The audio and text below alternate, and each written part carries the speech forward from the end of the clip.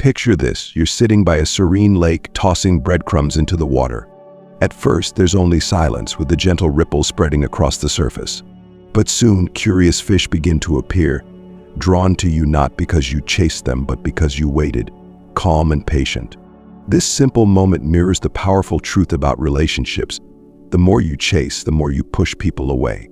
But when you nurture your inner peace, when you build a life so vibrant and fulfilling that others can't help but be drawn to it, something magical happens. They come to you naturally. Why does this work? Why does chasing people, whether in love, friendship, or work, seem to backfire so often? What makes quiet confidence so irresistible? In this video, we'll uncover the answers through 8 transformative principles inspired by Stoicism, ancient wisdom that teaches us how to cultivate self-control, inner peace, and harmony in our relationships. This journey is about you, not just attracting others, but becoming someone you love and respect. You'll discover how leading with authenticity, mastering self-care, and embracing subtlety can revolutionize how people see you. You'll also learn how to use space wisely, build anticipation without anxiety, and tap into the quiet power of listening, all without chasing anyone. And here's the best part. The most profound insight waits for you at the end.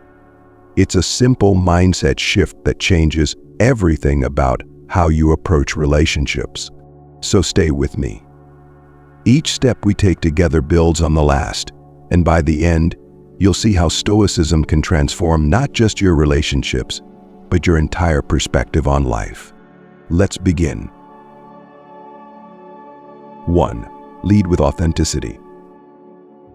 Have you ever felt the urge to act like someone else just to fit in? Maybe you downplayed your passions, pretended to like things you didn't, or avoided showing parts of yourself that felt too weird. It's natural to want to be liked, but what if the very act of pretending is what pushes people away? Authenticity isn't just a buzzword, it's the foundation of all meaningful connections. When you lead with authenticity, you show the world who you truly are, your strengths, your flaws, your quirks, and invite others to connect with the real you. People are naturally drawn to what feels genuine. Pretending to be someone you're not is like putting on a mask. It may look appealing at first, but eventually it suffocates both you and the connection you're trying to build.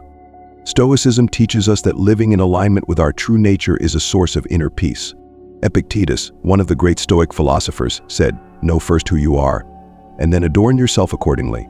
This is where authenticity begins, with self-awareness. Do you know who you are? What makes you light up inside? What values guide your decisions? Without this foundation, it's impossible to show up authentically in your relationships. But authenticity isn't about oversharing or forcing your opinions on others. It's about being unapologetically honest while respecting the space and perspectives of those around you.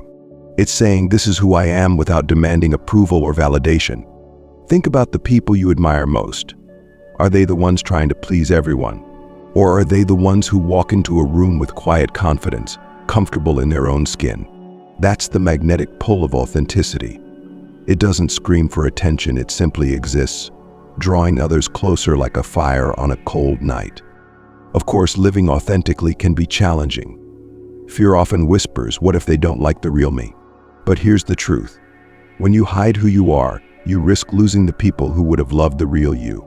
And when you embrace authenticity, you attract those who value you for exactly who you are. Imagine you're on a first date. Instead of nervously guessing what the other person wants to hear, you talk about your passions, your quirks, even your embarrassing moments. What happens?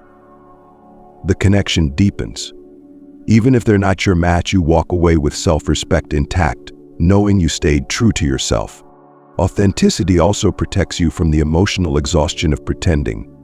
Relationships built on facades crumble under pressure, but those grounded in truth grow stronger with time. When you're authentic, you're not afraid of someone discovering the real you because they've already met you. Here's a question to ponder. What parts of yourself are you hiding right now, and why? Is it fear of judgment? A desire to fit in? Whatever the reason, remember that the right people will embrace you, not in spite of your uniqueness, but because of it. As we move to the next principle, think about how authenticity could change your relationships. What would happen if you stopped trying to impress others and started showing up as your truest self? That's the first step to drawing people in without chasing them. Let's now explore another transformative idea: the power of self-care as a magnet for connection. 2. Self-care as a magnet. Imagine meeting two people. One is constantly checking their phone, anxious and distracted, seeking validation from everyone around them. The other is calm, radiant, and clearly enjoying life. They have a vibrant energy that seems to light up the room. Who would you gravitate toward? Self-care is the quiet, unseen foundation of this magnetic energy. It's not just about spa days and face masks, though those are nice. It's about how you treat yourself, your mind, your body, and your spirit. Stoicism reminds us that we cannot control the actions of others, but we can control how we care for ourselves. Epictetus said, "It is not what happens to you, but how you react to it that matters." Self-care is your reaction to the demands of life. It's how you recharge, recalibrate, and remind yourself of your worth. When you take care of yourself, you communicate a powerful message to the world. I respect myself. This respect becomes a standard, teaching others how to treat you. Think about it. How can someone value you if you don't value yourself? Here's where self-care becomes a magnet. People are naturally drawn to those who radiate confidence and positivity. When you prioritize your health, your passions, and your growth, you create an aura of fulfillment that is irresistible. You don't need to chase anyone because your presence alone is captivating. But what does self-care look like in practice? It might mean setting boundaries, saying no to draining relationships or activities. It might mean carving out time for things that make your soul happy, reading, exercising, learning something new. It might mean simply resting when you need it. Self-care isn't selfish. It's a gift you give to yourself and, by extension, to everyone who interacts with you. Let's consider a practical example. Imagine you're interested in someone romantically, but they seem distant. The instinct might be to chase them, to text more, to try harder. But what if instead you focused on yourself? What if you poured that energy into your own life, picking up a hobby, spending time with friends, or achieving a personal goal? Suddenly the dynamic shifts. You're no longer chasing, you're growing. And as you grow, you become more interesting, more intriguing. They might start wondering, what's this person up to? Why aren't they clinging to me? That curiosity draws them in naturally. Self-care also protects you from becoming overly dependent on others for happiness. As Stoicism teaches, external circumstances, whether someone likes you, calls you back, or gives you attention, are beyond your control. What you can control is how you cultivate your inner peace. When you're content with yourself, you approach relationships from a place of abundance, not neediness. Here's a question. When was the last time you did something purely for yourself? Not to impress anyone, not to gain approval, but just because it made you feel good. If it's been a while, it's time to prioritize that. Remember, self-care isn't about waiting for someone else to make you happy. It's about making yourself happy first. There's a magnetic confidence in someone who is content on their own. When you walk into a room feeling good about yourself, because you've taken care of your body, nurtured your mind, and nourished your soul, you don't need to chase connections. They find you. Now, I'd love to hear your thoughts. What does self-care mean to you? Share one way you're going to prioritize yourself this week in the comments below. If this idea resonates with you, give this video a like. It helps this message reach more people who need to hear it. And stick around, because in the next section, we'll uncover the power of confidence over neediness, a game-changing shift that will transform your relationships. Let's keep going. 3. Confidence over neediness. Imagine walking into a park. On one bench, someone is reading a book, calm and at ease.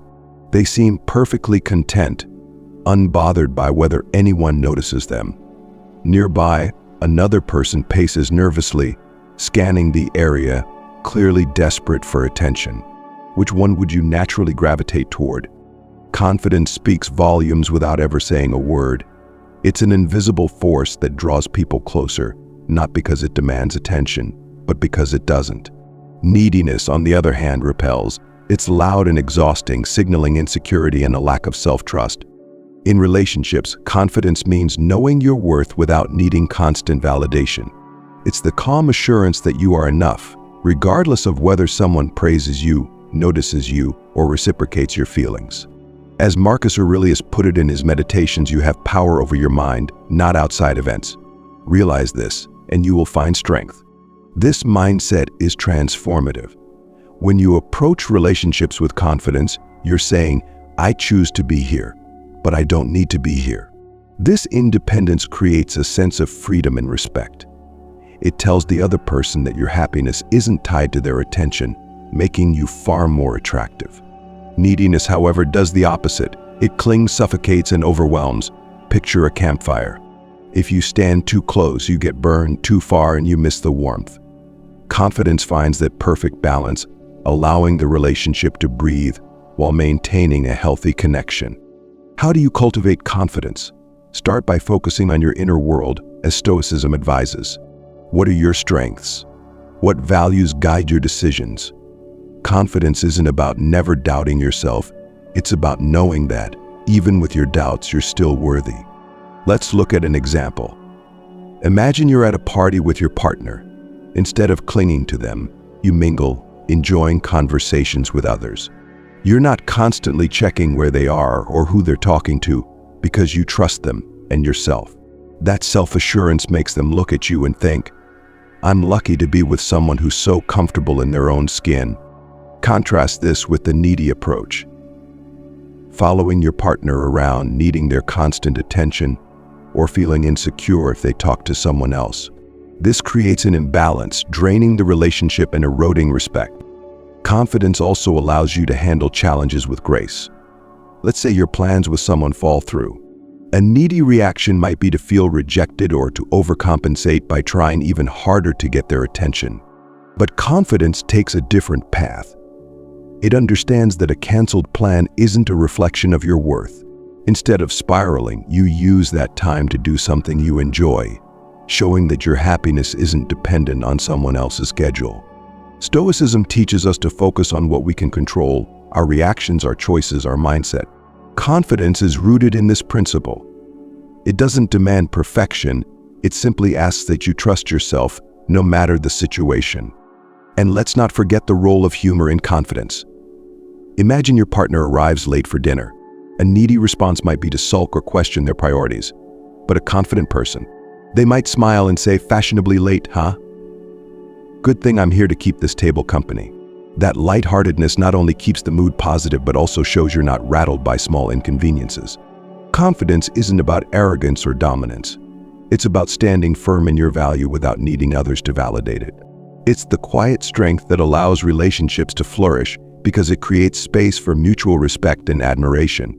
So ask yourself, how do you show up in your relationships? Are you the person pacing the park, desperate to be seen? Or are you the one sitting calmly, knowing your presence speaks for itself? Confidence isn't something you chase, it's something you cultivate. And when you do, the right people will naturally be drawn to you. Let's move on to our next principle, where we'll uncover the often overlooked art of listening, a quiet but incredibly powerful way to build connection. 4. The quiet power of listening. In a world filled with noise, where everyone seems eager to be heard, the simple act of listening stands out like a calm oasis in a desert. How often do we truly listen, not just to respond, but to understand? The power of listening lies in its ability to create connection without chasing, to draw people closer simply by being present and attentive. So think about your own experiences. Have you ever been in a conversation where you felt the other person wasn't really listening? Maybe they interrupted, gave half-hearted nods, or waited impatiently for their turn to speak. How did it make you feel? Now contrast that with a time when someone truly listened to you, hanging on to your words with genuine curiosity and care. Wasn't that moment unforgettable? Listening is one of the quietest yet most powerful tools for building relationships. It requires no grand gestures, no clever words, just your presence and focus. Stoicism, with its emphasis on humility and self-discipline, teaches us that listening is a virtue. Zeno, the founder of Stoicism, famously said, "We have 2 ears and 1 mouth, so we should listen more than we speak." But why does listening draw people in? At its core, listening makes others feel valued. When someone knows you are truly hearing them, it validates their feelings and shows that they matter. This isn't something you can fake. Genuine listening requires you to set aside your ego and focus entirely on the other person. Consider this. When was the last time you allowed someone to finish a thought without interrupting? When was the last time you asked a thoughtful question, not out of obligation but out of a sincere desire to understand? These moments of true listening are rare, and that's why they're so impactful. In relationships, the quiet power of listening fosters trust and intimacy. It tells the other person, "I'm here for you. Your thoughts, feelings, and experiences are important to me." This doesn't mean solving their problems or offering advice unless asked. It means simply being present. Let's take a real-life example. Imagine you're on a date and the other person starts sharing something personal. Instead of jumping in with your own story or offering a quick solution, you pause. You nod, maintain eye contact, and let them finish. When they're done, you might say, "That sounds really challenging. How did you handle it?" This simple act of listening, paired with a thoughtful follow-up, can create a connection far deeper than any rehearsed line or impressive anecdote. Listening also requires patience, a virtue central to Stoicism. Marcus Aurelius wrote, "Be tolerant with others and strict with yourself." When you listen, you're practicing tolerance, not just of the other person's words, but of their emotions, perspectives, and silences. It's an act of discipline, resisting the urge to turn the focus back to yourself. But listening isn't just about others, it benefits you too. When you listen, you learn. You gain insights into the other person's world, perspectives, and values. This knowledge strengthens your relationships and makes you a more empathetic, well-rounded individual. Of course, listening isn't always easy. Sometimes we're distracted by our own thoughts, eager to speak, or uncomfortable with silence. But as with any skill, listening improves with practice. Start small. During your next conversation, challenge yourself to speak less and listen more. Observe the other person closely, their tone, their expressions, the emotions behind their words. What are they really trying to say? Ask yourself, when was the last time you truly listened to someone? And perhaps more importantly, when was the last time someone truly listened to you? If it's been a while, consider how you can create those moments in your relationships. The quiet power of listening isn't about impressing others or controlling outcomes. It's about offering your attention as a gift, one that says, "I see you. I hear you. I value you." This presence is magnetic, drawing people toward you without the need for chasing.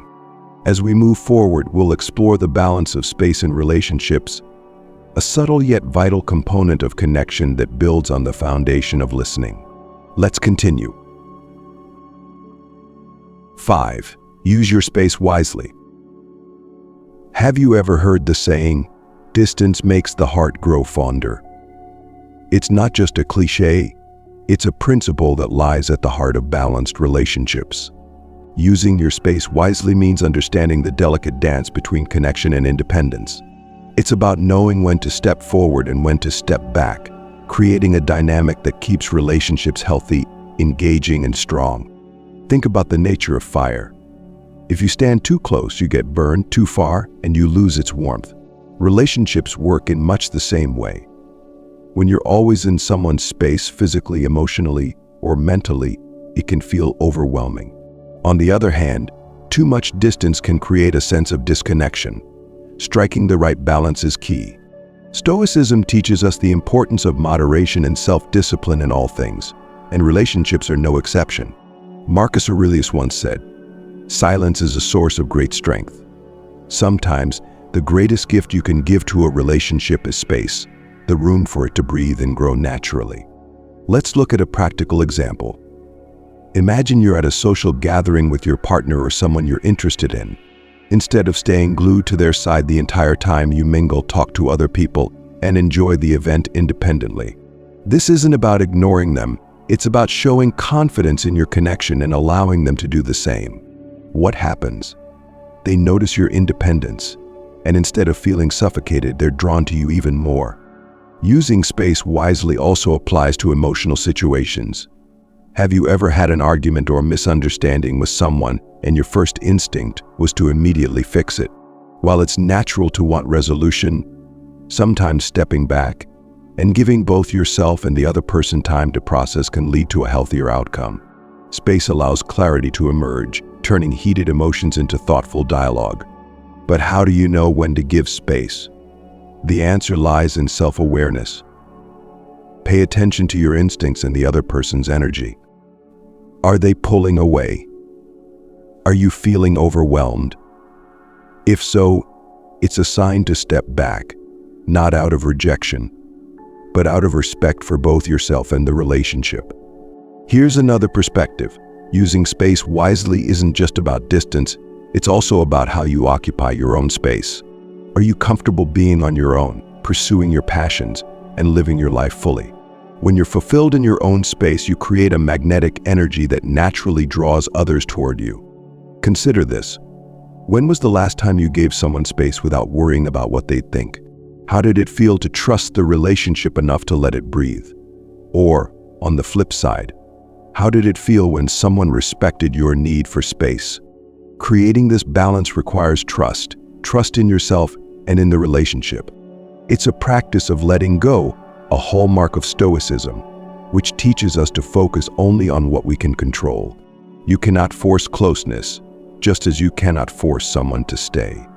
What you can do is create an environment where they feel free to come closer on their own. Now, let's bring it back to you. How are you using space in your relationships right now? Are you giving enough? Are you taking enough for yourself? Let me know in the comments below. I'd love to hear your experiences.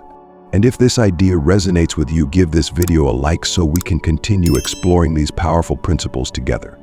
In our next section, we'll dive into creating anticipation without anxiety, an art that keeps relationships exciting, vibrant, and full of possibility. Stay with me, it only gets better from here. 6. Create anticipation, not anxiety. Have you ever noticed how the most memorable relationships, whether romantic or platonic, often have an element of excitement, a sense of curiosity that keeps them alive? This isn't by accident. Creating anticipation without anxiety is an art, one that allows relationships to remain engaging while avoiding the pitfalls of insecurity or doubt. So think of a great story or movie. What keeps you glued to the screen? It's the balance of knowing just enough to stay invested but not so much that everything becomes predictable. Relationships thrive on a similar principle. If every interaction, every moment, follows the same routine, the spark begins to fade. But when there's a touch of unpredictability, a thoughtful surprise, a spontaneous adventure, it radiates that sense of wonder and joy. But what's the difference between anticipation and anxiety? Anticipation excites, it makes someone look forward to their next interaction with you. Anxiety, however, unsettles, it leaves them questioning where they stand or what might happen next. Striking this balance requires both intention and sensitivity. Imagine you're in a budding relationship. You want to keep things fresh and exciting without making the other person feel unsure of your intentions. You might decide to plan a surprise outing, a visit to a new spot they've mentioned, for example. This kind of gesture builds positive anticipation, showing thoughtfulness and effort without creating stress. On the flip side, consider the impact of being too inconsistent. For instance, suddenly withdrawing from communication or being vague about your feelings. While it may create curiosity, it risks tipping into anxiety. Instead of feeling intrigued, the other person might feel uneasy, wondering if you're truly invested. Stoicism offers wisdom here. Seneca observed, "We suffer more often in imagination than in reality." When you create anxiety in relationships, it's often because the other person begins to imagine worst-case scenarios. To avoid this, pair your moments of spontaneity with steady reassurance. A kind word, a simple check-in, or a moment of genuine connection can keep the balance between mystery and stability. This principle applies not only to romantic relationships, but also to friendships and professional connections. Imagine a close friend always wondering if they're imposing on your time. Instead of leaving them guessing, let them know they're valued. At the same time, don't let every interaction follow a rigid routine. Surprise them with a heartfelt message or a spontaneous invitation to catch up. Here's a metaphor. Think of a well-tended garden. The plants thrive when there's a balance, sunlight and shade, water and dryness. Too much of any one element, and the garden suffers. Relationships are the same. When you create anticipation, you're like the gardener ensuring the right mix to keep things growing beautifully. But remember, creating anticipation isn't about playing games or withholding affection. It's about being intentional in how you show up, sometimes predictable, sometimes delightfully unexpected. It's about being aware of the energy you bring into the relationship and ensuring it's one of joy and connection, not confusion or doubt. Ask yourself, are your interactions creating excitement or stress? How might you bring more positivity and curiosity into your relationships without making others feel uncertain? Reflect on how you can be the kind of person who brings lightness and warmth to every connection. In our next section, we'll explore a profound yet often overlooked strength, the power of softness. It's a counterintuitive concept, but one that holds the key to building trust and deepening bonds. Let's continue. 7. The strength of softness. When you think of strength, what comes to mind? Perhaps resilience, power, or an unshakable will. But what if true strength lies not in hardness, but in softness, the ability to adapt, to respond with patience, and to approach relationships with kindness and understanding? Softness is often misunderstood. Many people associate it with weakness, but nothing could be further from the truth. Softness requires courage, the courage to be vulnerable, to listen without judgment, and to meet others with empathy rather than force. It's the quiet strength that builds trust and draws people closer. As Lao Tzu said, water is fluid, soft and yielding. But water will wear away rock, which is rigid and cannot yield. Think about the people in your life who make you feel safe and valued. Are they the ones who dominate every conversation, insist on being right, or approach every disagreement with rigid intensity? Or are they the ones who listen, who show understanding even in moments of conflict, and who create a sense of calm in the storm? Softness doesn't mean being a pushover. It means knowing when to stand firm and when to let things flow. It's about responding, not reacting. Stoicism teaches us this balance, reminding us to approach situations with grace and control over our emotions. Marcus Aurelius wrote, "You always own the option of having no opinion. There is never any need to get worked up or to trouble your soul about things you cannot control." In relationships, the strength of softness becomes a foundation for connection. Imagine a disagreement with a partner or friend. The hard approach might involve raised voices, stubbornness, or an attempt to win the argument. But the soft approach pauses, listens, and asks questions. It seeks to understand rather than dominate. And often this softness diffuses tension, opening the door to resolution and understanding. Let's consider an example. Picture a couple facing a misunderstanding. One partner, instead of escalating the conflict, takes a deep breath and says, "I want to understand where you're coming from. Can we talk about this calmly?" That small act of softness transforms the dynamic. It shows care, respect, and a willingness to work together rather than against each other. Softness also creates space for vulnerability. When you're soft, you allow others to feel safe sharing their true selves, their fears, hopes, and flaws. This openness fosters a deeper bond, one that isn't easily shaken. Here's something to reflect on. How do you respond in moments of conflict? Do you default to defensiveness, or do you pause and choose softness? What might change if you approach those moments with a calm, open heart instead of a closed, guarded stance? This principle applies not only to conflict but to everyday interactions. Being soft might mean giving someone the benefit of the doubt, offering a kind word when they're struggling, or simply being present without trying to fix or control the situation. Softness is magnetic because it offers what many people are searching for, a sense of safety, understanding, and peace. In a world that often feels harsh and demanding, your softness becomes a refuge. If this idea resonates with you, let me know in the comments. How do you practice softness in your relationships? Have you experienced moments when someone's kindness changed everything? And if you're enjoying these insights, give this video a like to help more people discover the quiet strength of Stoicism in their relationships. In the next section, we'll discuss how to use your space wisely, a practice that complements softness and ensures your relationships have room to grow. Let's keep going. 8. Visualize their return. What if, instead of chasing after someone who has grown distant, you allowed yourself to pause, step back, and trust that they might come back to you of their own accord? Visualization is a tool that helps shift your mindset, allowing you to focus on becoming the best version of yourself while creating the energy and space for others to be drawn back into your life naturally. The idea of visualizing their return isn't about control or manipulation. It's about setting an intention, aligning your actions with that intention, and letting go of the need to force an outcome. Stoicism encourages us to focus on what we can control: our thoughts, our actions, our reactions, while releasing attachment to the things we cannot. Epictetus wisely said, "First say to yourself what you would be, and then do what you have to do." Imagine someone you care about has drifted away. Instead of bombarding them with messages or trying to win their attention, you take a different approach. You close your eyes and visualize a version of yourself that is calm, confident, and content.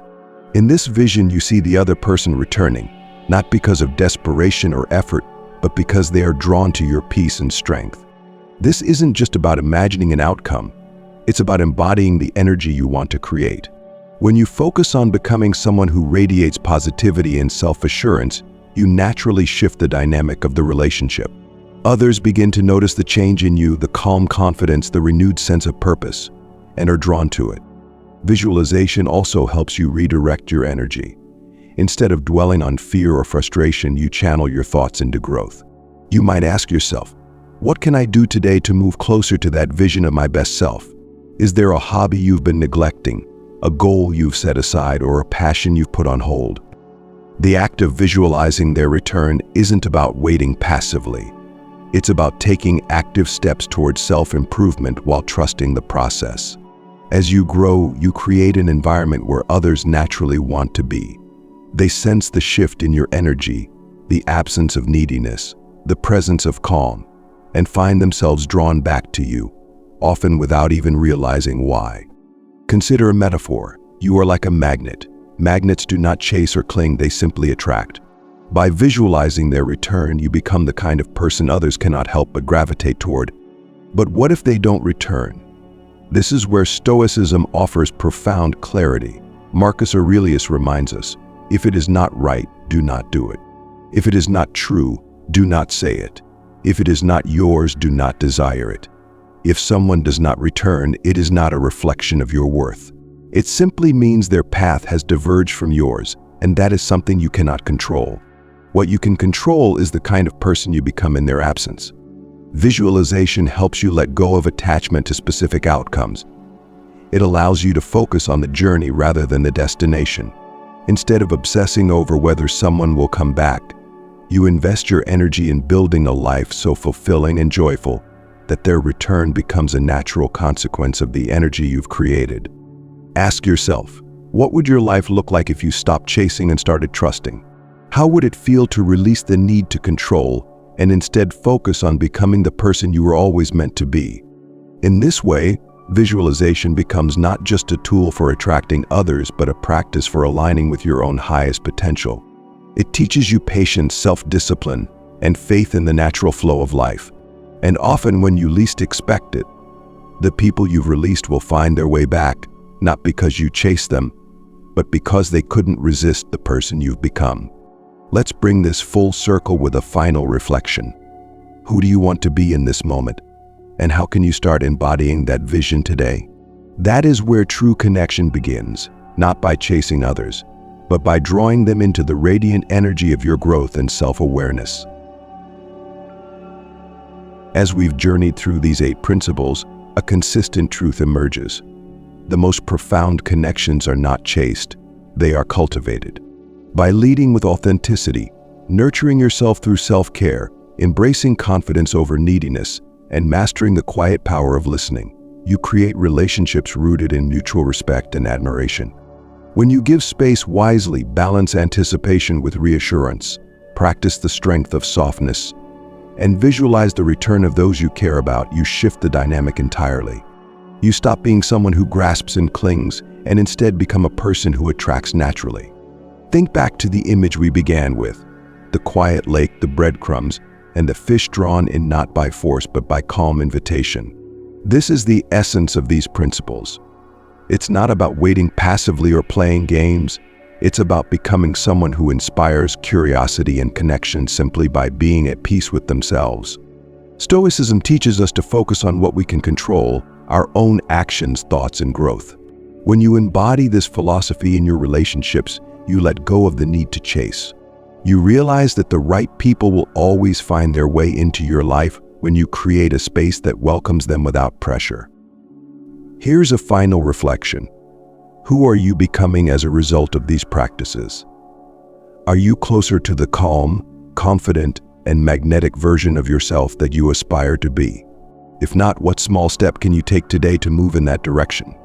Your relationships will transform when you focus on your growth, your peace, and your ability to offer presence without demand. This isn't just a lesson in connection, it's a path to a better, more fulfilling life. Thank you for sharing your time and attention with me today. I'd love to hear your thoughts. Which of these principles resonates most with you? Have you tried any of them in your relationships? Let's start a conversation in the comments below. If this video added value to your life, please like it so others can discover these ideas. Or don't forget to subscribe for more insights like these, and share this message with someone who might need it. Together, we can cultivate relationships that are rooted in authenticity, respect, and calm confidence. Take care, and may you continue to draw all the right connections into your life with ease and grace.